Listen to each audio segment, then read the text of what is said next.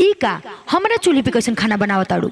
तोके मना कइले बानी न कि हमरा चूल्ही पे खाना मत बनावल कर। तब बतावा कहाँ बनाई? पड़ोसी के यहाँ? अरे जा जा सोनू बो मोनू बो के घरे बनाला, जकरा कनी शॉर्ट शॉर्ट बतियावेलू, बाकी हमरा चूल्ही पे ना बनावे के बा। ऐसे काहे कहतनी? जैसे लागता कि ए चूल्ही पर हमार हक नहीं खे का? जितना रउआ के हक बा न उतना हमरो हक बा, हम यही पर बनाई। हट हट, हम तो के पर खाना ना बनावे दे। चल हट, हाय बर्तन बर्तन लेके भाग। अइली है खाना बनावे। अरे अरे ई काहे बर्तनवा फेंकतनी? अरे बर्तन मत फेंकी। जब कह देली कि हमरा चूल्ही पे ना बनी खाना तो ना बनी। हमार मरद पसीना बहा के रुपया कमा कमा के भेजता तो हम कुल व्यवस्था करतानी, आ तू और तोर मरद खाली बैठ के खाता रसो। ए बहू, अरे का लड़ता जाओ, इस सवेरे सवेरे का करता जा? ए अम्मा जी, रउआ बीच में बोली मत, ना तो बुराइए बा।